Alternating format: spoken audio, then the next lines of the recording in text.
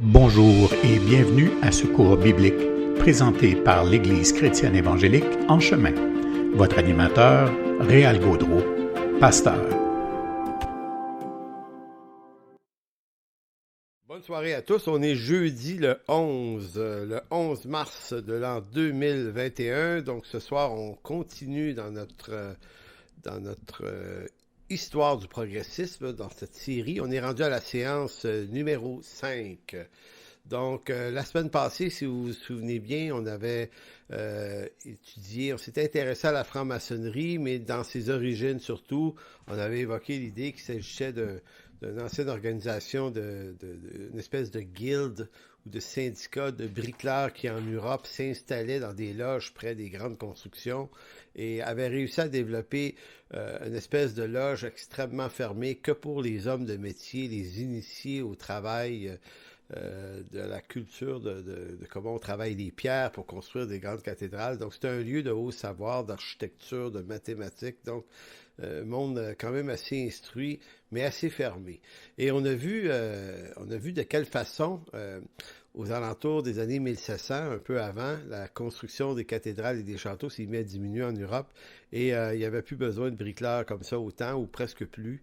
Et finalement, ces loges-là ont commencé à être tranquillement envahies par des libres penseurs qui ont réussi à obtenir des permissions des maîtres de loges, de les laisser entrer. Pourquoi? Parce que ces lieux-là étaient des lieux où on pouvait discuter tranquille, en paix, peinard, sans danger d'être pris pour se mêler à des discussions subversives contre l'Église, contre les rois. Donc, c'était devenu une espèce de lieu privé, discret, secret, et qui possédait une espèce de charte de droit qui leur permettait de garder un système aussi fermé que celui-là. Et on a terminé la semaine passée en disant que en 1717, un certain pasteur britannique, James Henderson, pasteur réformé presbytérien, prenant conscience qu'il n'y a plus de bricoleurs dans les loges maçonniques, se dit, il faudrait quand même changer la structure, faire autre chose avec ça, parce que là... donc lui va se mettre au travail, on va en parler un petit peu plus tard, au travail de créer une nouvelle forme de franc-maçonnerie. Donc c'est à travers lui et quelques-uns autour de lui qu'on fait passer la franc-maçonnerie d'un métier opérationnel, donc la franc-maçonnerie opérative, il l'a fait passer vers une franc-maçonnerie spéculative au sens lieu d'échange, de discussion, d'idées, de toutes sortes de choses. Et lui va créer une nouvelle charte. À partir de 1717 à 1723, tout ça va se mettre en place. Donc, c'est la nouvelle franc-maçonnerie. C'est celle aussi qui se perpétue jusqu'à nos jours. Donc, voilà pour la rétrospective. Ce soir au menu, on va continuer à parler de franc-maçonnerie et croyez-moi, il y a tellement à dire sur la franc-maçonnerie qu'il a fallu que je me fasse violence pour couper plein d'affaires intéressantes et de trouver l'essentiel de ce qui pouvait être important de comprendre parce qu'il ne s'agit pas d'une série sur la franc-maçonnerie, mais sur le progressisme. Et pourquoi on parle de franc-maçonnerie, en fait, dans le cadre d'une série sur le progressisme, c'est qu'ils ont été énormément mêlés au processus de pousser des agendas progressistes. Ils le font encore aujourd'hui. Ils l'ont fait beaucoup. Pardon. Ils l'ont fait beaucoup à cette époque-là. Donc, ils font partie du paysage progressiste, mais dans la dimension plus secrète, je dirais même plutôt plus discrète. Donc, il y a ça qui fait qu'il faut absolument parler d'eux. Et l'autre raison aussi, c'est à cause de tout ce qu'on peut penser de la franc-maçonnerie, tout ce qui peut être en libre circulation, dans les explications, les mythes qui entourent cette organisation-là. Donc, on essaie de faire la part entre le vrai et le faux, ce qui n'est pas tout à fait évident, soit dit en passant, quand on parle d'organisation de la sorte.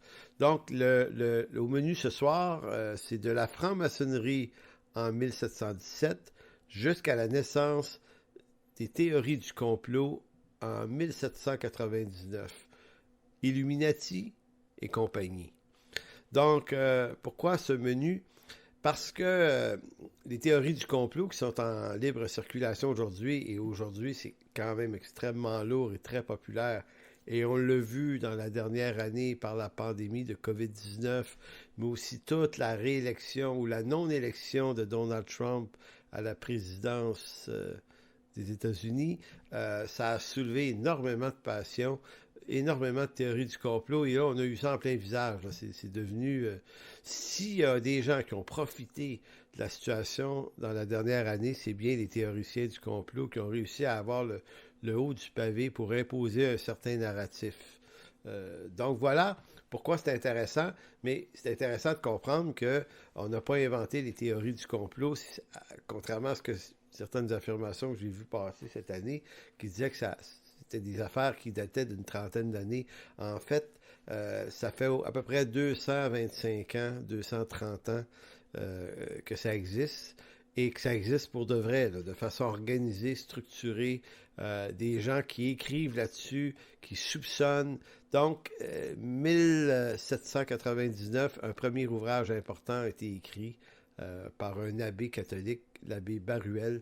Donc, c'est un peu ce qu'on va voir aujourd'hui. On va voir comment la franc-maçonnerie a évolué. Je vous dis, là, c'est un des mes bouts préférés de ce cours, ce qu'on va voir ce soir, parce que c'est des affaires pittoresques que je vais vous conter. Il y a des affaires énormes là-dedans, des conspirations contre des conspirations. Écoutez, il y a vraiment eu, entourant la franc-maçonnerie, des affaires absolument phénoménales qui se sont passées. Vous allez voir, c'est très, très intéressant. Donc, 1717, revenons là. J'ai déjà dit que les constructeurs de cathédrales avaient compris que si on doit prendre beaucoup de temps pour ériger une cathédrale qui va tenir pendant des siècles, voire même des millénaires, parce que ce sont des constructions massives, mais ce ne sont pas juste massives, c'est des constructions qui sont dans le détail, mais ça tient là, pendant des millénaires, ces constructions-là, ben, ça signifie que celui qui va les construire, l'architecte et tous les ouvriers maçons, doivent comprendre qu'ils ne sont qu'un court chaînon dans le maillage de la construction. Ils travaillent sur un projet dont ils ne verront probablement pas la finalité, et ils sont exercés à penser de cette façon-là. Donc la franc-maçonnerie opérative avait cette valeur-là. Maintenant, je la répète parce que l'important, c'est que cette idée prend une nouvelle forme à partir de 1717 dans les loges spéculatives. C'est-à-dire que ici, c'est l'effervescence du progrès. On est dans un cours sur le progressisme. Donc, pour eux, là, la nouvelle sorte de franc-maçonnerie veut faire progresser les hommes vers un monde meilleur. Maintenant, c'est dans une version chrétienne au début, là. C'est pas antéchrist, c'est pas anti-biblique, c'est que on veut quand même, comme croyants, exercer un juste jugement sur les formes de gouvernance qu'on devrait se donner pour permettre au monde d'aller mieux, parce qu'on est dans un monde empêtré dans les conflits, les guerres sans arrêt, puis on aimerait que ça arrête, et pour cause.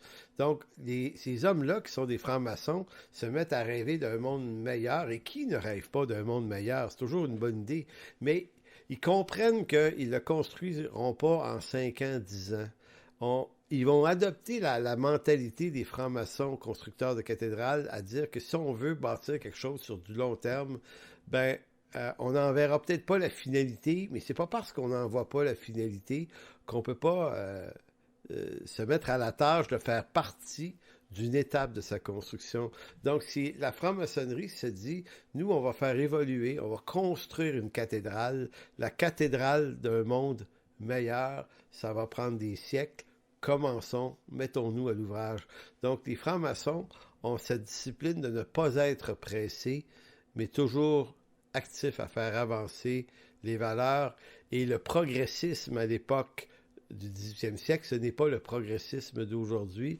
Aujourd'hui, par progressisme, on parle de tout ce qui peut avantager la culture homosexuelle, transgenre, avortement, culture de mort, eugénisme. Aujourd'hui, le progrès est devenu une culture de mort, une culture complètement, des fois, absurde, alors que pour les hommes du 18e siècle, le progrès, c'est d'améliorer positivement. On n'est pas dans une culture de mort ici. On veut juste plus de liberté pour les gens, liberté de religion. On souhaite la démocratie, donc élire les gouvernements. On souhaite la libre pensée, la libre circulation des idées, l'éducation pour tous. Donc, les idées qu'on émet au départ dans les loges maçonniques et autour aussi, il n'y a pas juste les maçons qui pensent à ça, il y a plein de monde. Ben, ce sont des idées que si on est était présent dans ce siècle-là, vous et moi, comme croyants, on aurait probablement été tout à fait d'accord avec le contenu des intentions. Donc, les maçons, dans la nouvelle mouture, vont observer, c'est important de le dire, l'étrangeté de la chose, c'est que vu que les loges étaient des lieux secrets, pas secrets parce qu'on savait où elles étaient, mais ce qui se passait dedans revêtait un secret, des vêtements, des outils, bien, la nouvelle franc-maçonnerie va décider de ne pas se défaire de toute l'attirail vestimentaire et les outils. On va leur donner maintenant une figure ou une valeur symbolique. Donc, on conserve les rituels d'engagement, comme avant. On conserve les outils manuels que sont le marteau, compas, truelle et compagnie, avec lesquels on construisait d'immenses cathédrales. Maintenant, on les utilise symboliquement pour se dire qu'avec tout ça, là, sur le plan philosophique, on va construire une cathédrale symbolique d'un monde meilleur. Donc, en d'autres mots, la franc-maçonnerie est initiatique. Initiatique veut dire elle fonctionne par l'adhésion de membres qu'on invite et ils doivent passer à travers des rituels initiatiques, donc d'initiation, toutes sortes de phénomènes d'engagement avec le bandeau, les épées, il y a toutes sortes d'affaires, là. Vous allez trouver des trucs sur Internet aujourd'hui, il y a beaucoup d'images, des fois qui sont filmées même dans des loges et qui montrent comment on peut en devenir membre. J'avais des liens là-dessus, mais j'ai choisi de ne pas les mettre parce que je ne voulais pas m'embourber dans ça, mais vu que ça se trouve facilement, cherchez-le vous-même. Donc, la loge impose le secret, impose l'engagement secret. Il y a des interdits rattachés à ça. C'est interdit de rapporter à l'extérieur de la loge le sujet, le contenu des discussions qu'on peut avoir eues en dedans des loges. Et soit dit en passant, je dis loge, mais les loges qui servaient à la construction de cathédrales éventuellement vont être abandonnées là, parce qu'on n'en a plus besoin. On les débâtit, mais les francs-maçons vont se trouver d'autres endroits. Ils vont s'acheter des bâtiments. Certains, en Angleterre notamment, en Écosse, ils vont se réunir dans des tavernes aussi. Puis, donc, ça peut être un peu n'importe où. Là. Ça peut être un local loué. Mais éventuellement, ils vont se trouver des locaux qu'ils vont organiser, décarrés avec un damier par terre. Puis, il y a une façon de placer le vénérable qui dirige et tous les membres. Et puis, de quelle façon on discute. Il y a des protocoles, il y a beaucoup de protocoles dans ces lieux-là. Donc, c'est interdit de rapporter à l'extérieur d'une loge ce qui se passe dedans. C'est interdit de rapporter qui sont ceux qui se réunissent dedans. On a le droit de se dévoiler franc-maçon, mais il est interdit de dévoiler un autre frère franc-maçon sous peine d'être exclu de la franc-maçonnerie. On ne doit pas rapporter également les signes et les symboles qui permettent d'identifier qui est franc-maçon et à quel grade est-il. Soit dit en passant, des grades, il y en a au-dessus de 30 grades là-dedans. Là. Ça fait partie des choses que j'ai enlevées parce que quand on rentre dans les grades, vous comprenez que ça prend des heures là, traverser ça. Mais il y a beaucoup de grades et on monte en grade de plus en plus. Et on ne choisit pas d'appliquer sur un grade plus haut. C'est toujours les gens du grade plus haut qui nous cooptent vers un grade plus haut. Donc, plus on monte dans l'échiquier de la franc-maçonnerie, plus on est un vrai franc-maçon raffiné et comment dire, affûté exactement dans la carrure franc-maçonnique. Si quelqu'un a moindrement des problèmes d'attitude, de désaccord avec ce qui peut se passer dans une loge en tant que franc-maçon, il grimpera jamais, là. Il ne sera jamais coopté vers le haut. Donc, ceux du haut observent ceux du bas et voient qui sont les plus fidèles et c'est eux qu'on fait graviter, si on veut, vers le haut. Donc, ça fonctionne à peu près comme ça. Et plus on est dans les grades plus hauts, ben plus on participe à des discussions, puis à des affaires, puis on est peut-être mieux situé, plus d'autorité dans les lieux. Bref, ça c'est du détail. Donc, qui sont les gens qui se réunissent dans les loges franc-maçonniques au 18e siècle? Ben, ça ressemble un peu à aujourd'hui, là. Mais c'est beaucoup, en France en tout cas, c'est les nobles, des bourgeois, des libres penseurs. Il peut y avoir des proches du roi dans ça, secrètement, le roi ne le saura pas, mais ils vont. Il y a des philosophes, des écrivains, des révolutionnaires anti-royauté, puis des révolutionnaires anti-ecclésiastiques, donc contre le christianisme et l'Église. Il y a souvent, dit-on, des prêtres défroqués qui sont en résistance contre l'Église pour toutes sortes de raisons. Donc, vous voyez, c'est le genre de personnes qui savent lire, écrire et réfléchir. C'est généralement ce genre de personnes-là en France. En France, on voit beaucoup de révolutionnaires anti-royauté, anti-ecclésiastique. Ça les différencie beaucoup de la franc-maçonnerie britannique, qui est très importante, qui est plus importante encore, qui, elle, est assez pour la royauté. D'ailleurs, il y a encore des rois, des reines. Une reine en Angleterre, c'est pas pour rien. C'est pas parce que les francs-maçons le veulent. Mais je veux dire, c'est que la franc-maçonnerie anglophone et francophone sont différentes sur beaucoup d'aspects. C'est-à-dire beaucoup de façons de regarder la société. En France, bien évidemment, c'est assez anticlérical, même déjà au 18e siècle. La discrétion est solide et nul qui ne connaît pas les signes de reconnaissance ne peut absolument pas entrer dans une loge. Mais ça, on l'avait déjà dit. En Angleterre, comme je vous ai dit, mais qui forme les loges en Angleterre? Bien, souvent des pasteurs, des théologiens, des libres penseurs chrétiens. Donc, c'est généralement beaucoup plus... c'est-à-dire, on est dans un monde protestant et anglican en Angleterre. Donc là-bas, le respect des valeurs spirituelles est plus solide que dans un monde francophone catholique. Et ça se voit dans les loges, cette affaire-là. Cependant, si la franc-maçonnerie, notamment même en Angleterre, est d'obédience assez chrétienne au départ, tout ça va quand même s'égrener. En France, ça s'égrène très, très vite. C'est pas très, très long que le christianisme n'y trouve pas sa place. On va voir pourquoi tout à l'heure. Mais en Angleterre, ça va s'égrener tranquillement, de telle sorte qu'en Angleterre, on va finalement en venir à éliminer l'idée de Jésus-Christ, le Dieu chrétien. On va vouloir élargir le spectre de qu'est-ce qu'on veut dire par Dieu, puis on va l'appeler le grand architecte de l'univers. Donc, le Dieu que l'on veut bien se donner, fût-il pour un musulman autre chose que Jésus-Christ. Donc, on ne veut pas froisser les croyances de chacun, donc on donne cette liberté de croire au Dieu selon sa conception. Je vous disais un peu plus tôt que James Anderson avait été important en 1717. Permettez-moi juste de vous dire un certain nombre de choses à son sujet. Lui, c'est la franc-maçonnerie britannique, évidemment. Donc, c'est officiellement, on dit le 24 juin, la fête de Saint-Jean-Baptiste, 1717, que les 4 loges de Londres se réunissent dans une taverne pour discuter de la nouvelle forme de franc-maçonnerie.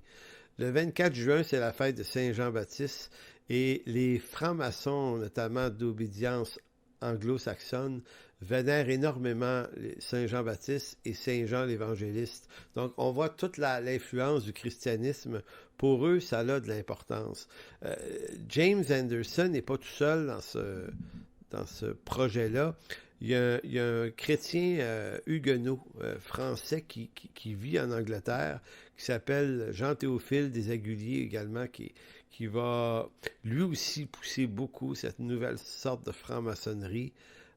Donc, c'est eux qui vont créer la première forme de franc-maçonnerie spéculative en Angleterre. En France, ça va arriver un petit peu après, mais quand même. James Anderson, c'est qui, lui? Ben, c'est un pasteur presbytérien. Joue un rôle important dans la naissance des francs-maçons. C'est lui qui va écrire entre 1717 et 1723 le cahier qu'on appelle les Constitutions d'Anderson, que vous allez trouver gratuitement et facilement sur Internet, qui est à la base de la création de la première forme d'obédience, la Grande Loge d'Angleterre. Qu'est-ce que ça contient, ce document-là? Ben, c'est l'histoire, les lois, les obligations, les ordonnances, les règlements et usages de la très respectable confrérie des francs-maçons acceptés. Donc, c'est ce que contient ce document-là. Vous pouvez le lire, il est libre, il est en format libre sur Internet. Vous allez trouver ça très, très facilement. Fait que ça vous donne un peu qu'est-ce qu'est la franc-maçonnerie du point de vue de ces hommes-là au départ. Évidemment, comme je vous ai dit, au départ, puis même en France, c'est un mélange de chrétiens puis de gens qui renient la foi. C'est c'est un peu plus en rébellion, je dirais, en France, parce que eux autres, ils ont un combat qui est de détrôner le roi puis l'Église catholique. En Angleterre, ils n'ont pas les mêmes défis. Ils veulent pas enlever le roi nécessairement, puis ils veulent pas... Peut-être que certains le voulaient, là. Puis le clergé catholique avait déjà été expulsé d'Angleterre en bonne partie. Il y avait encore des catholiques, mais on est devant un clergé anglican, donc c'est un peu plus calme là-bas. Donc, ça crée deux sortes de franc-maçonnerie qui n'ont pas les mêmes... tout à fait les mêmes passions. Mais néanmoins, la franc-maçonnerie, ça est d'inspiration chrétienne au départ. Tout ça va s'égrener, c'est le mot que j'utilise pour le dire, là. La franc-maçonnerie britannique est au départ une initiative menée par des chrétiens soucieux d'améliorer les conditions de vie des hommes et des femmes de ce monde. Dans leur perspective, l'Évangile leur apparaît comme l'outil d'inspiration principal pour mener ce monde vers des jours meilleurs. Maintenant, vous allez dire, mais pourquoi ils le font, s'ils sont des chrétiens, pourquoi ils font ça dans des loges? Mais c'est parce que les loges, c'est différent d'une église. Une église, on fait des célébrations. C'est pas des lieux où on réfléchit, mais les loges, c'est une autre affaire, c'est qu'un pasteur anglican, presbytérien, baptiste, peut jaser avec un catholique, puis avec toutes sortes de gens qui n'ont pas nécessairement une pratique religieuse. En d'autres mots, c'est un lieu de rencontre où des gens de différents rangs sociaux, de différentes appartenances confessionnelles, et ça n'existe pas vraiment, ce genre de lieu-là à l'époque. Et les loges, c'est ce que c'est. Fait qu'il y a un intérêt d'aller jaser avec d'autres mondes qui ont des valeurs un peu semblables aux nôtres, mais différentes sur certains aspects. Et comment on regarde, comment on voit le monde, comment on voit l'avenir. On est dans un monde de progrès, là, on le sent à l'époque. Comment on veut que ça progresse? Donc, vous voyez, c'est ça l'idée. Donc, si au départ, c'est d'inspiration, certes chrétienne, c'est que les premiers francs-maçons ignoraient, sans doute, c'est que cette initiative plus chrétienne allait éventuellement être récupérée davantage par des athées en France et des agnostiques un peu plus en Angleterre, donc agnostiques des croyants, mais qui affirment plus leur foi de façon trop claire ou qui savent plus comment définir le Dieu auquel ils croient, donc un Dieu indéfinissable, le grand architecte de l'univers. Donc, tranquillement, pas vite, la franc-maçonnerie devient ce que ses premiers fondateurs n'avaient pas tout à fait souhaité, sans doute, de telle sorte qu'au 20 et même aujourd'hui, 21e siècle, la franc-maçonnerie reste un lieu d'influence qui ne fait passer que des idées progressistes au sens anti-chrétien du terme. Donc, vous voyez là, j'allais dire le progrès, tout le chemin que la franc-maçonnerie a fait il y a 3 siècles à nos jours pour être devenu un organisme qui procède de façon initiatique exactement de la même façon qu'il y a 3 siècles, mais les objectifs, les choix, les discussions, les valeurs sont quand même complètement à l'inverse de ce que c'était. Donc, ça reste encore aujourd'hui très utile, la franc-maçonnerie. Ça semble être moins fréquenté parce qu'on n'a plus besoin de se réunir dans une loge pour réfléchir à des grandes questions, quelle que soit la chose aujourd'hui. Et j'ai l'impression que, je pourrais le dire comme ça, là, c'est comme si la franc-maçonnerie et d'autres groupes discrets comme ça, il y a 2-3 siècles, réfléchissaient sur des choses, les faisaient sortir de la loge et dans toutes sortes de milieux, essayaient d'insérer ces idées-là. Hein? Et donc, on poussait ça d'un lieu vers la population. Puis la différence aujourd'hui en 2021, puis même depuis plusieurs décennies, c'est que il n'y a plus personne qui fait pousser vraiment des idées. Depuis 30-40 ans, les idées sont même dans la population, et c'est souvent la population qui aspire les gouvernements à la rejoindre. En d'autres mots, les gouvernements et les organismes sont souvent en retard sur l'évolution des idées de la population. Donc, il y a eu un transfert de qui mène le bal aujourd'hui. Fait que c'est ce qui fait qu'aujourd'hui, on est dans un monde assez complexe. Merci. Donc, c'est pour ça que je vous dis que à quoi ça sert d'être un franc-maçon aujourd'hui? Bien évidemment, on va encore parler de certaines idées sociales, mais la franc-maçonnerie est aussi un lieu d'influence pour se maintenir au pouvoir.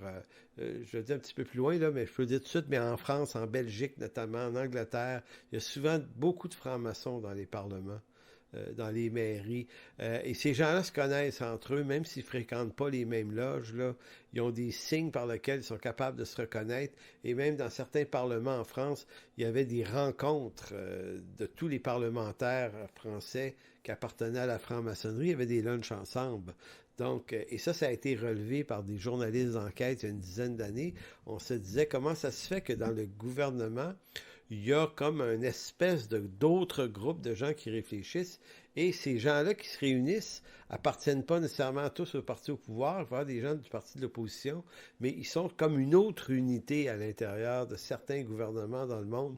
Et ça dérange certains journalistes ou certains observateurs qui dénoncent la franc-maçonnerie parce qu'ils vont dire c'est un groupe d'influence qui a quand même les deux pieds dans nos parlements. Soit dit en passant, au Canada, au Québec, c'est pas qu'il n'y en a pas des francs-maçons là, dans les milieux politiques, mais ça n'a pas le même poids que ça a en Europe, ça c'est assez certain. Donc, notamment, c'est le cas notamment dans les pays francophones d'Europe où on estime aujourd'hui, comme je le disais, qu'une part, des fois on dit même très importante, des élus parlementaires appartiennent à différentes obédiences franc-maçonniques. Comme j'ai dit, il y a eu même en Angleterre là, une enquête il y a quelques années où le juge, il s'était avéré que le juge, l'avocat de la défense, l'accusé et l'avocat de la couronne étaient tous des francs-maçons. Donc, le juge doit juger un criminel, l'avocat de la couronne et l'avocat qui accuse le criminel et l'avocat de la défense le défend, mais qu'arrive-t-il s'ils sont tous francs-maçons et qu'ils s'en rendent compte? Est-ce qu'il pourrait y avoir du copinage? Et il y a eu dans plusieurs cas, des cas de copinage. Donc, à quoi ça sert d'être un franc-maçon aujourd'hui? Ben, ça sert certainement à permettre, ça ouvre des portes, ça peut t'aider à trouver une job ou monter de position dans les échelles de l'administration des choses gouvernementales. Donc, voyez-vous, là, il y a comme une forme d'escroquerie qui est dénoncée par beaucoup. Bon, c'est pour ça qu'en conclusion à cette partie, si la franc-maçonnerie avait certains accents chrétiens au départ, eh bien, à partir du 19e siècle, donc les années 1800-1900, le christianisme va complètement s'éroder du monde de la franc-maçonnerie et il va même naître des énormes conflits. Je vous ai déjà évoqué que la France et l'Angleterre penseront pas pareil. Eh bien, pourquoi la France en particulier a-t-elle adopté une franc-maçonnerie qui était très athée, adogmatique, comme j'ai dit la semaine passée? Eh bien, c'est que on raconte qu'un des grands penseurs français, je vais reparler de lui dans quelques semaines, retenez ce nom, Auguste Comte. Auguste Comte a vécu de 1798 jusqu'à 1857. C'est un bonhomme assez brillant qui pose des nouvelles idées sur la religion. Lui, d'abord, est un athée. Puis lui crée cette doctrine qu'on appelle en philosophie le positivisme. Donc lui va vouloir pousser l'idée selon laquelle s'il y a une divinité qu'on doit observer, qu'on doit adorer, c'est celle... c'est l'État. Et les grands prophètes qu'on devrait aimer, c'est les grands personnages qui ont bâti l'humanité. Les Socrates, les Platon, les grands penseurs de ce monde. Donc lui commence à penser à l'idée de créer des chapelles où on va se réunir pour rendre un culte à l'humanité. Donc c'est de l'humanisme pur, sans Dieu. Donc pour lui, la science lève progressivement toutes nos interrogations et la science remplace nos croyances. Inutile donc de s'embarrasser avec la question du pourquoi le monde existe et remplaçons-la par plutôt « mais comment a-t-il existé ?» Plus la peine de chercher le sens dans l'existence d'un Dieu, cherchons plutôt à décrire les lois de la nature dans le but d'être utile et de comprendre ce monde physique dans lequel on vit. Le courant positiviste d'Auguste Comte connaît un important développement à travers toute l'Europe. C'est le triomphe de la raison sur la croyance religieuse. À la fin de sa vie, Auguste Comte fait évoluer le positivisme vers une religion sans Dieu où la déesse humanité avec un grand H est constituée des êtres passés, des grands personnages. Donc, vous voyez, Auguste Comte va beaucoup développer ça. Il n'est pas dit qu'il est un franc-maçon nécessairement, mais son idée à lui en France percute la franc-maçonnerie beaucoup, qui vont adhérer donc qui vont faire pénétrer le positivisme humaniste d'Auguste Comte dans la pensée franc-maçonne. Et c'est pour ça que les francs-maçons vont adopter en France une posture souvent athée et au mépris de Dieu, et qui vont surélever l'humanité et les humains comme étant des nouvelles formes de divinité. Donc on retourne à du paganisme, c'est païen tout ça. Maintenant, l'Église catholique dans ça, en France, dès 1717, l'Église catholique était inquiète de la franc-maçonnerie. Pourquoi? Parce que les dirigeants catholiques de France savent très bien que quand on se réunit en loge maçonnique, là, c'est pour parler contre l'Église et contre les royautés. Donc, ça devient tellement agaçant, cette affaire-là, qu'il y a une tension entre catholicisme et franc-maçonnerie qui dure encore à ce jour. Moi, j'ai des amis catholiques là, très engagés dans leur foi catholique, et ce sont tous des anti-francs-maçons. Là. C'est comme... Mais pourquoi? Ben parce que ça date de 1738, cette guerre-là. En fait, la tension date d'avant ça, mais en 1738, il y a un pape qui va émettre une bulle pontificale qui s'appelle In Eminenti Apostolatus Specula. C'est Clément XII qui, à travers cette bulle, forme une condamnation. Ce fut la première condamnation contre la franc-maçonnerie d'une longue série de d'autres condamnations et de d'autres bulles. Pendant plus de 2 siècles, pratiquement, tous les papes successeurs de Clément XII ont reformulé l'idée selon laquelle on ne peut pas être catholique et franc-maçon à la fois, on doit choisir. Et tout catholique devenant franc-maçon, ça va jusqu'à une menace d'être discipliné puis d'aller passer son éternité dans l'enfer. Là. C'est très, très... Donc, il y a le fil rouge entre le Vatican et cette société franc-maçonnique initiatique. La bulle apostolique constitue encore aujourd'hui le droit canonique en vigueur envers les francs-maçons. Donc, les catholiques sont toujours très anti-francs-maçons. 2 traits principaux de cette bulle qui était soulevée par le pape, c'était qu'il reprochait aux loges d'avoir un caractère multiconfessionnel sur le plan religieux.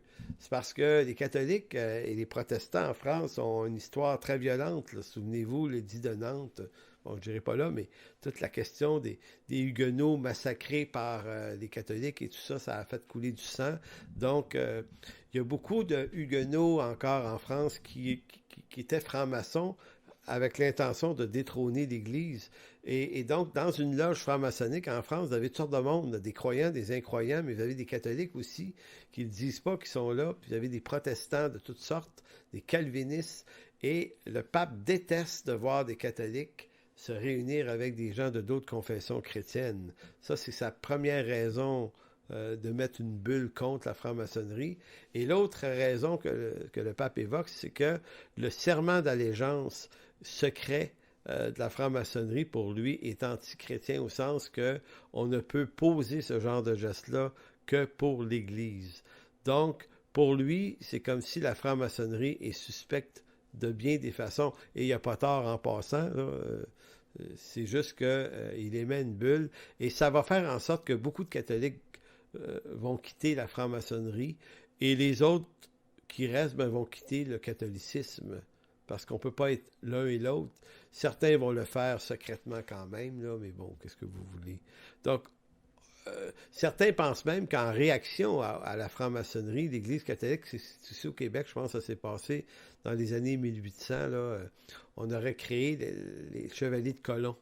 Les chevaliers de colon étaient un autre ordre initiatique, un peu du genre, mais en version catholique. En d'autres mots, c'est comme si, je pense, j'ai cru lire ça une fois, que les catholiques, les dirigeants catholiques s'étant dit, bien, puisque la franc-maçonnerie, ça attire, tu sais, le côté mystérieux, le côté gang de gars qui se réunissent en secret, on va leur créer un espace comme ça, mais catholique, chevalier de colon. J'ai pas retrouvé mon document qui parlait de ça, mais je vais juste mentionner ça très rapidement comme ça. Maintenant, allons vers les histoires un peu plus juteuses. L'anticléricalisme, donc être contre le clergé en quelque sorte, donc cette forme d'anticléricalisme de la part de plusieurs francs-maçons en Europe a eu suffisamment, mais tellement de retentissement qu'il se crée littéralement un schisme presque violent entre les deux. Ainsi, les suprêmes conseils anglo-saxons, eux autres, de leur côté, parce que la franc-maçonnerie est française, elle est britannique, il va y avoir un schisme dans la franc-maçonnerie.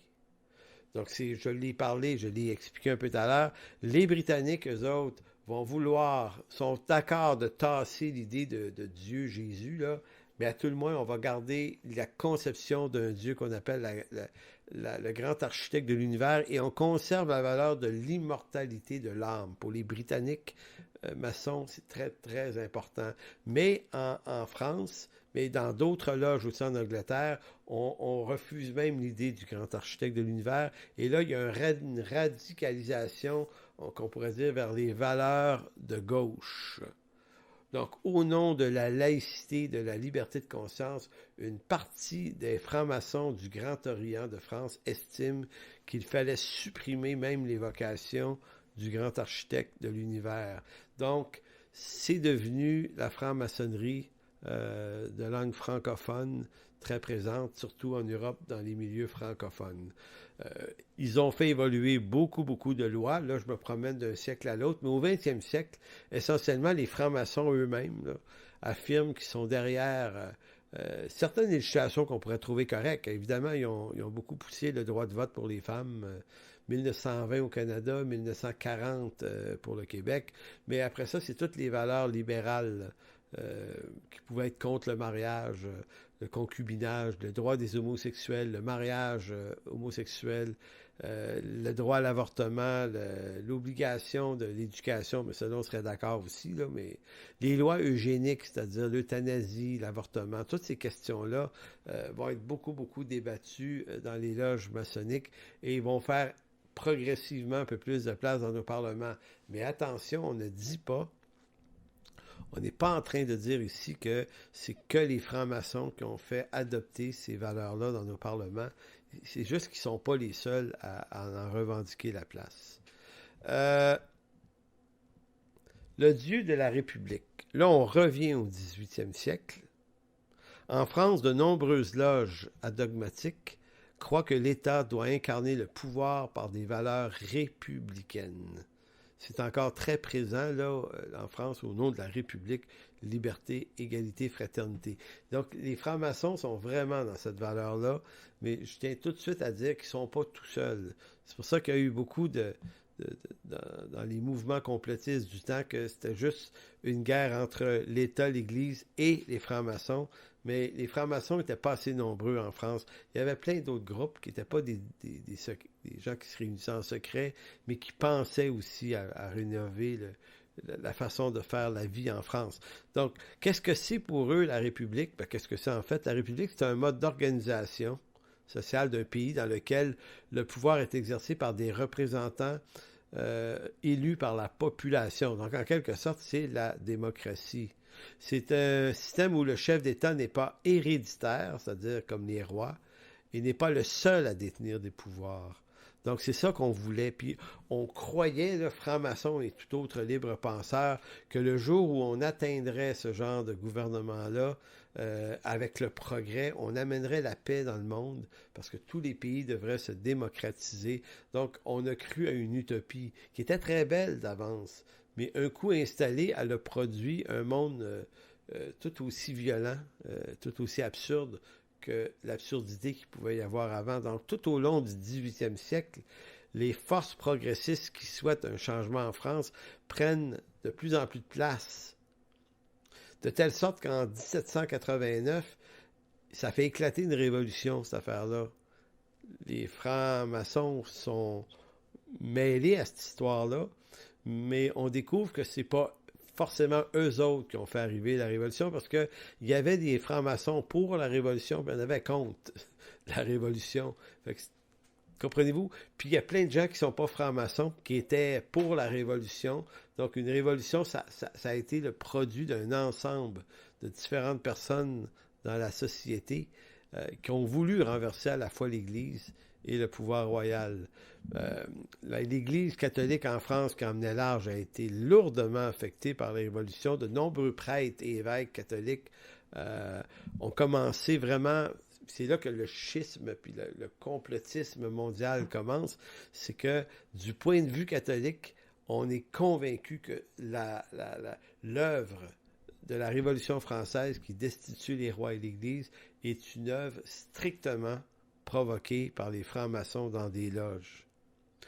Mais en réalité, comme je le disais, beaucoup d'historiens se sont penchés là-dessus pour dire non, c'est une réaction catholique. Pourquoi? Parce que les catholiques ont perdu beaucoup dans la Révolution. Donc, pour eux, ils ont voulu voir un ennemi, un bouc émissaire, et c'est les francs-maçons. Mais en réalité, il y a toutes sortes de gens là-dedans. Il y a des gens qui détestaient la royauté, qui n'étaient pas francs-maçons, qui étaient pour la Révolution. D'autres, c'est des écrivains qui veulent une liberté de penser, de publier. Donc, renverser la royauté, pour eux, c'est un avantage. Pour d'autres, les Huguenots en France, les chrétiens non catholiques, les calvinistes, pour eux autres, la Révolution, ça allait leur donner la liberté de culte, qui était très compliquée en France à l'époque. Pour d'autres, il y a des opportunistes que on va détrôner les rois, on va installer un système démocratique et républicain. Donc, c'est la carrière politique, c'est prendre le pouvoir qui les intéresse. Puis il y a d'autres personnes que c'est strictement une histoire d'argent, c'est des businessmen, c'est du commerce. Donc, il y a toutes sortes de raisons d'avoir voulu qu'une révolution comme celle-là éclate. Mais comme la franc-maçonnerie était l'ennemi juré du clergé catholique de France à l'époque, et aussi parce que de nombreux prêtres ont été assassinés pendant la Révolution, à première vue rapide, la Révolution est passée pour un règlement de compte de la franc-maçonnerie contre l'Église, parce qu'effectivement, il y a eu des massacres, là. La Révolution, là, c'est un régime de terreur. Beaucoup de gens ont été tués. Il y a des prêtres qui ont été noyés. Toutes sortes d'affaires. C'est effrayant ce qui est arrivé, là. Donc, c'est pour ça que les nouveaux dirigeants qui prennent le pouvoir en 89, 90, 17 ans dans la Révolution vont imposer des mesures anticléricales à l'Église. On abroge toutes les fêtes religieuses publiques à Paris, l'annulation du calendrier des fêtes chrétiennes. Certains plaident pour changer le nom des villes. Saint-Malo devient Port-Malo, c'est un exemple, là. Les cathédrales Notre-Dame de Paris vont être rebaptisées Temple de la Raison.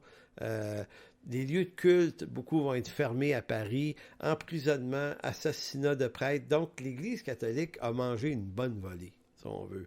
Donc, dans l'idée du fanatisme des progressistes qui ont fait la Révolution, si on veut changer le monde et l'amener vers des jours de paix, tu n'as pas le choix de passer par un régime de terreur. Donc, c'est un peu comme l'idée, on n'a pas le temps de niaiser, là, ici, on casse tout. C'est pas tout à fait franc-maçonnique de façon de travailler. Les maçons, c'est plus, on travaille sur du long terme, mais la vague révolutionnaire qui fonce à Paris en 1789, elle casse tout. Elle va même guillotiner le roi Louis XVI en 93.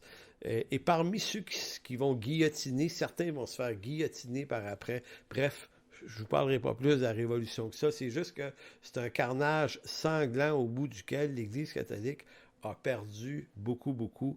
Donc, vous comprenez pourquoi le catholicisme et la franc-maçonnerie se détestent, mais en profondeur, depuis ce temps-là. Maintenant, on situe à cette période de l'histoire les premiers balbutiements des mouvances complotistes. Donc, théorie du complot. C'est que dans le clergé catholique se trouvent des prêtres et des évêques et des libres penseurs catholiques qui imputent à la franc-maçonnerie tout le plan révolutionnaire. Et selon eux, la franc-maçonnerie a procédé selon un plan et un agenda précis. Donc, ils leur en mettent sur la franc-maçonnerie plus que dans la réalité des faits, mais c'est l'ennemi à abattre. Lorsque le calme revient, après la Révolution, là, en 1797, à l'an 1800, là, c'est Napoléon là, qui arrive dans ce bout-là. Là. On se met à publier des livres. Les catholiques publient des livres et jettent un pavé dans la mare qui accentue encore plus la haine des catholiques envers la franc-maçonnerie. Donc, je vous lis ça. Il s'agit d'un Français, un jésuite qui s'appelle Augustin Baruel. Ceux qui se promènent dans les trucs conspirationnistes sur Internet, vous avez souvent vu ce nom-là. Il y a même un site qui s'appelle Baruel qui recense toutes sortes de théories de complot aujourd'hui. Je ne suis pas allé le voir depuis plusieurs années, là, mais c'était là il y a quelques années. Donc, voici ce qui se passe avec ce monsieur-là. Après la Révolution, une dizaine d'années plus tard, cette théorie fut propagée principalement par deux penseurs. Le premier est un jésuite français, Augustin Baruel, qui publie un ouvrage qui s'appelle « Mémoire pour servir à l'histoire du jacobinisme ». Jacobinisme, rapport avec la Révolution. Et l'autre, c'est un Écossais qui s'appelle John Robison. Donc, mais pour venir à Baruel, lui, il va faire paraître 4 volumes, de 1797 à 1799, et ses ouvrages connaissent un vif succès. Donc, lui, il accuse la franc-maçonnerie d'être responsable de la Révolution française. Les ouvrages de l'abbé Baruel soutiennent une théorie du complot selon laquelle les Illuminés de Bavière, on en vient aux Illuminati qui existaient à l'époque.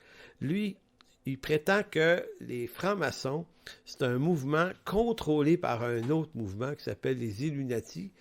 Et les Illuminati avaient été fondés le 1er mai 1776. Donc, 13-14 ans avant la Révolution. C'était un certain bonhomme, un théologien qui s'appelait Adam Weishaupt, c'est un Allemand. Il prétend que les Illuminati ont infiltré la franc-maçonnerie en France afin de renverser les pouvoirs en place, aussi bien politiques que religieux, pour asservir l'humanité à quelque chose de satanique. Cette thèse qui veut que la République française résulte d'un complot fomenté contre l'Église et la royauté par des philosophes athées et francs-maçons avec l'aide des Illuminati et des Jacobins a connu une postérité et un succès considérable dans les milieux qui sont contre la Révolution, d'autant plus qu'à cette époque, une thèse similaire avait été écrite par un autre, l'Écossais John Robison. Donc, en d'autres mots, Robison a écrit quelque chose. Il prétend se nourrir à la mamelle d'un autre auteur qu'on ne connaît pas trop. Il écrit plein de choses. Baruel ramasse ça. Il décide que c'est vrai, lui. Parce que ça fait son affaire. C'est un catholique, il haït les maçons. Dès qu'il trouve quelque chose qui parle contre les maçons, il le ramasse. Il en fait 4 livres, lui, de cette affaire-là. Pas 1, 4. Donc, l'œuvre de Baruel déclenche une avalanche de théories. Écoutez, ça a encore de l'impact 220 ans plus tard. Imaginez, là. Cette théorie mélangeait à outrance le vrai et le faux, parce qu'il n'y avait pas juste du faux dans ça, il y avait des vraies affaires, des vrais personnages. Donc, c'est comme si il redessine l'histoire de la franc-maçonnerie dans une version hyper anticatholique.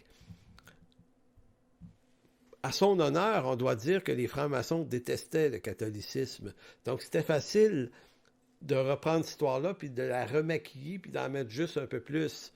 Donc, les catholiques étaient eux-mêmes aveuglés par la haine qu'ils ont des francs-maçons, vont adhérer sans examen, sans analyse, sans discernement à tout ce que les ouvrages de Baruel disent.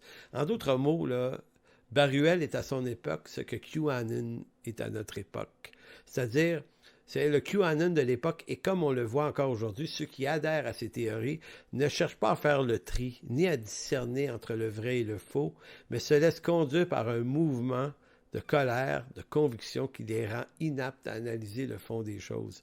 Donc, quand on tombe dans la trappe du complotisme, ben, on voit des complots, puis quand quelque chose nous dit qu'il y a un complot, on adhère à l'idée qu'il y a un complot, mais on n'analyse pas, on veut pas.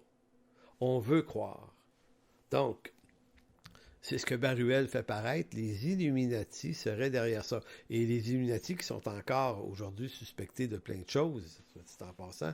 Donc, l'abbé Baruel, après, comme je dis, s'inspirant de l'ouvrage de Robison, déclare sans preuve, très précise qu'un certain Adam Weishaupt, un Allemand, aurait fondé une société secrète en Bavière du nom d'Illuminati, que cette société serait responsable de la Révolution française à travers les francs-maçons de France. C'est comme dans tous les trailers conspirationnistes, on se nourrit de sources que l'on considère sûres, on les republie, on les épaissit avec des nouvelles rumeurs, et ainsi va le conspirationnisme. Maintenant, qu'est-ce que c'est les Illuminati en réalité? Ben, effectivement, c'est un mouvement qui a existé. Il a effectivement été fondé en 1776 par ce théologien Adam Weishaupt, mais il y avait un problème avec ce groupe-là. En fait, il y avait pas mal de problèmes.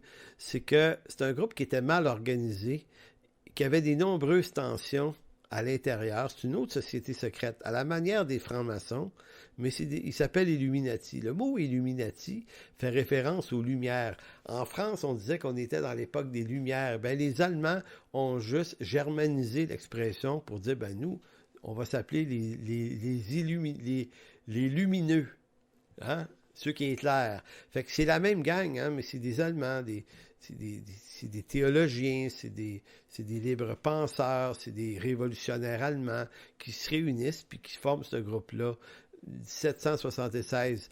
Le problème, c'est que ils ont des problèmes, des dissensions entre eux.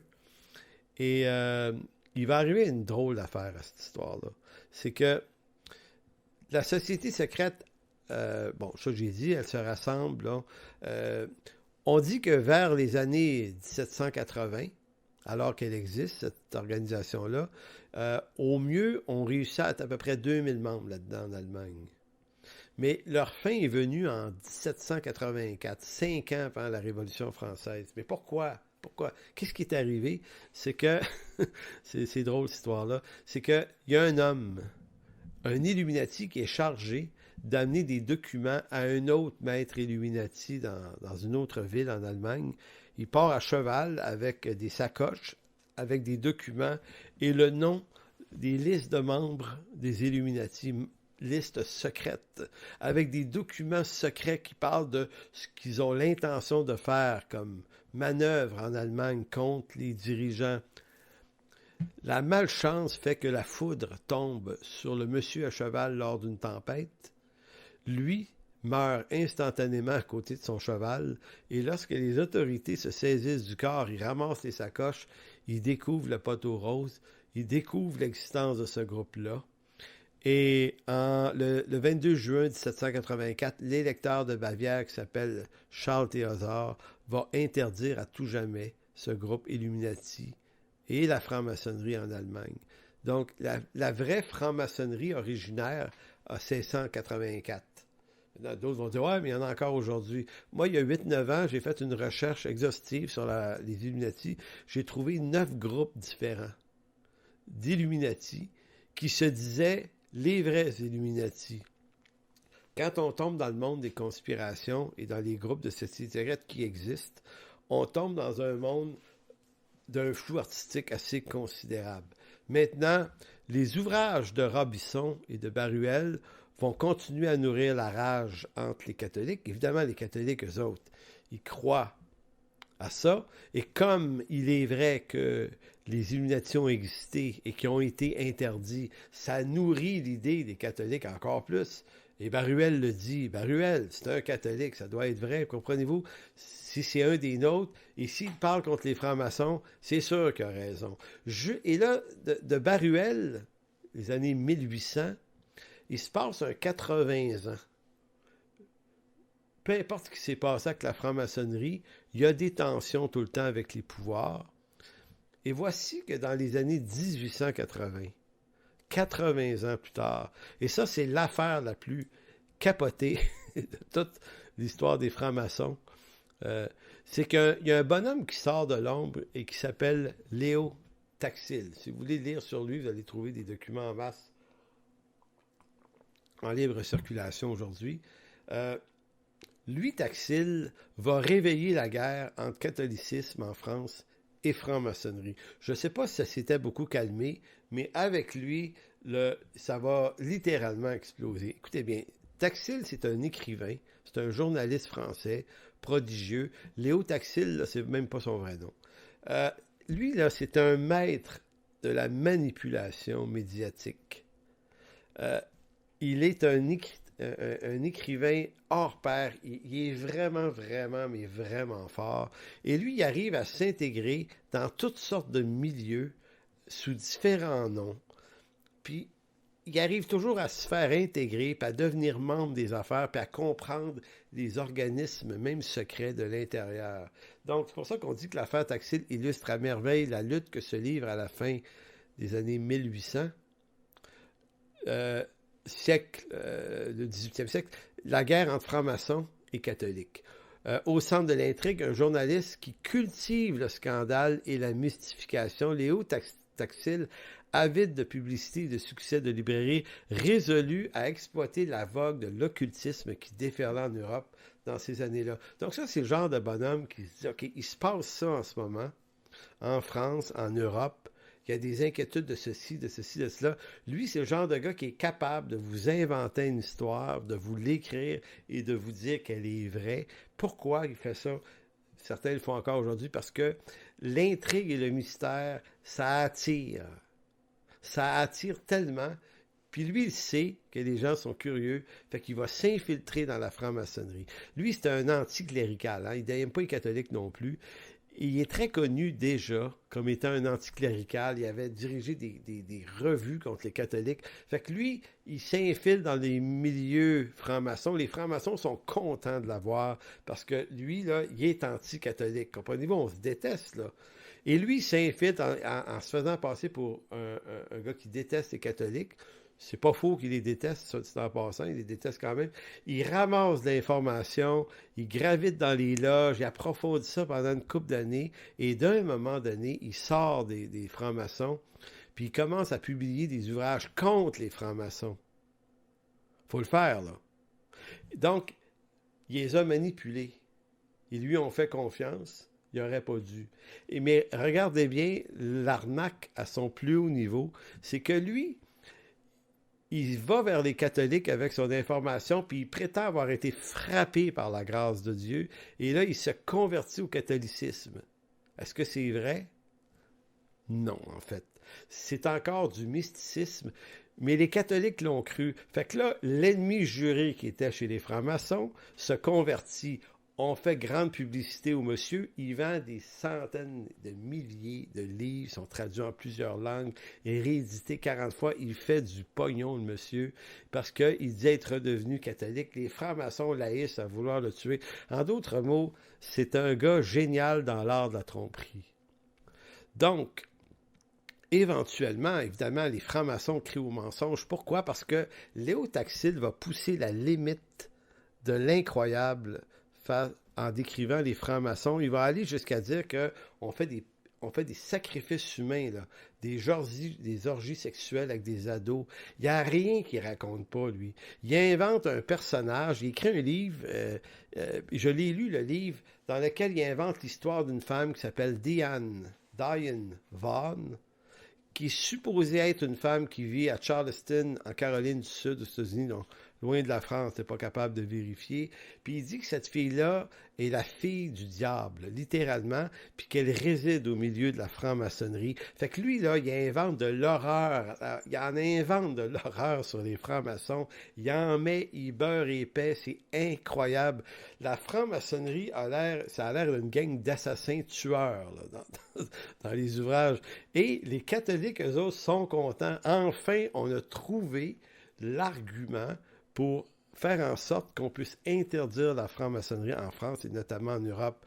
Maintenant, écoutez, il y a des détails sur Léo Taxil, puis si jamais vous trouvez ce livre-là, je l'avais trouvé gratuitement, Diane Vaughn, toute l'histoire de Léo Taxil. Donc, Léo Taxil obtient même une audience privée avec le pape Léon XIII. Parce que le pape est bien content, mais en même temps, c'est tellement gros ce qu'il raconte, Taxil. C'est tellement gros que c'est probable, mais lui se dit, mais c'est un peu fort. Fait que Léon XIII va jaser avec Taxil. Il va le croire ou pas le croire, mais il va décider de créer une enquête il va mettre des gens en charge dans le clergé catholique, notamment aux États-Unis, en France.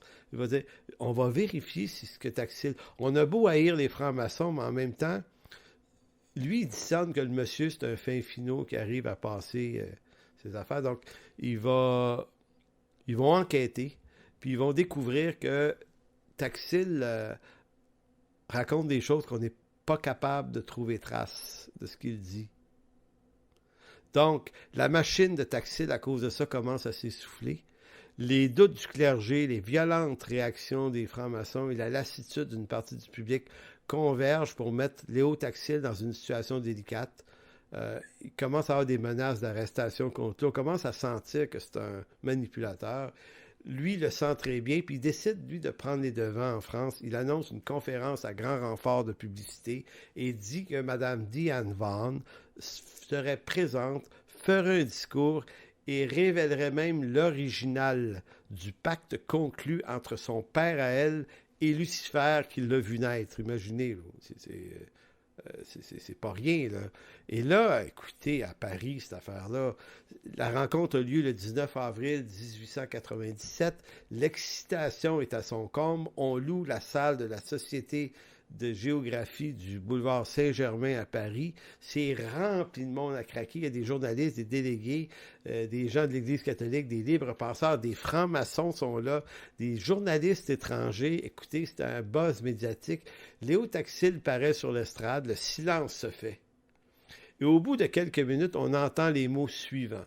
« J'arrive donc à la plus grandiose des fumisteries de mon existence, à celle qui prend fin ce soir et aujourd'hui et qui sera évidemment la dernière. » Donc, quand Taxil dit ça, il est en train de dire « Je vous ai eu toute la gang par une fumisterie, vous les francs-maçons et vous les catholiques. » Donc, on comprendra sans peine qu'il n'était guère commode avec le formidable bagage de mes écrits religieux d'être reçu dans le giron de l'Église sans une méfiance encore plus formidable. Il me fallait cependant arriver là et être accueilli pour pouvoir, quand les méfiances seraient complètement dissipées, au moins en haut lieu, organiser et diriger la phénoménale mystification de la diablerie contemporaine.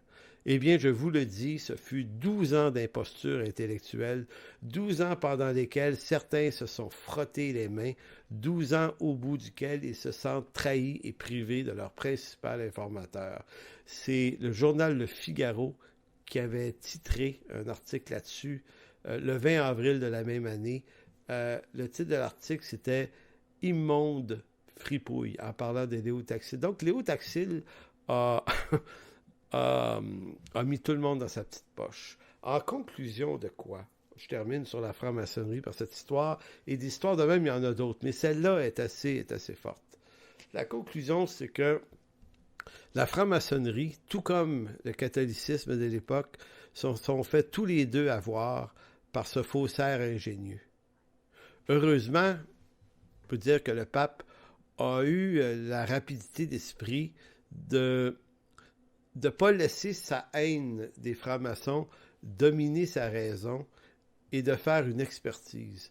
Et c'est ça qu'on devrait tous faire devant des histoires qu'on entend sur des gens, des affaires graves ou des accusations. L'enquête, l'analyse, et même sur des histoires conspirationnantes, là, c'est la sagesse. Il y aurait beaucoup d'autres choses qu'on pourrait dire sur la franc-maçonnerie. Je vais cesser de le faire là. Sinon que cette organisation aujourd'hui reste encore très active. Ceux qui la quittent, parce qu'il y a des francs-maçons qui défroquent, la dénoncent ouvertement, la trouvent dangereuse, redoutable pour ses manipulations politiques surtout. Plusieurs d'ex-francs-maçons vont aussi reconnaître que les pratiques occultes, les déviances sexuelles, sacrifices humains ou des trucs comme ça, c'est pas vraiment ça que la franc-maçonnerie fait. C'est beaucoup plus un groupe qui fait dans l'agenda dissimuler des influences dans le monde de la politique. Dernière phrase. Il ne faut pas ignorer que l'Église aussi cherche à être une force d'influence sur les politiciens. En passant, on peut reprocher aux francs-maçons de vouloir influencer le gouvernement puis de faire passer des règlements, des lois, des valeurs. Mais les églises ont fait la même chose. Nous autres, on souhaite que les gouvernements prennent en compte des valeurs qui sont les nôtres. Donc, on ne peut pas leur reprocher de vouloir faire la même chose si tant est que leurs valeurs sont opposées aux nôtres, on s'entend. Cependant, pourquoi la franc-maçonnerie est redoutable et pourquoi j'aime pas du tout ce qu'ils font? C'est parce que les autres, ils le font en secret. Alors que nous, l'Église, nos salles de culte sont ouvertes. Tout le monde peut rentrer et tout le monde peut entendre.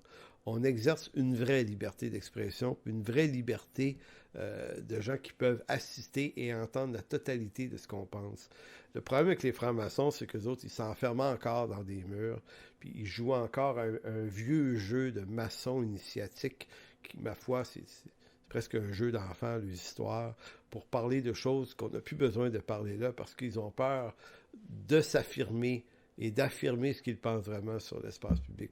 C'est bien dommage. Donc, ainsi se termine cette étude sur la franc-maçonnerie. Donc, la semaine prochaine, on va parler encore du 18e siècle et on va voir qu'est-ce qui s'est passé en dehors de la franc-maçonnerie et les idées. Et là, on va voir la semaine prochaine une attaque contre les valeurs chrétiennes. Là, pas ici franc-maçonnerie contre catholicisme. Ça, c'est une chose. Non, on va surtout voir les Voltaire, les Rousseau. C'est qui ces gars-là? Puis qu'est-ce qu'ils ont dit? Puis qu'est-ce qu'ils ont voulu défaire du christianisme? Et quelle sorte de monde ils imaginaient? Et quelle est l'utopie qu'ils ont bâtie sur une intention de progrès? Donc, on va se revoir la semaine prochaine. Donc, d'ici là, portez-vous bien. Pour toute information, n'hésitez pas à communiquer avec nous à info@églisesenchemin.com.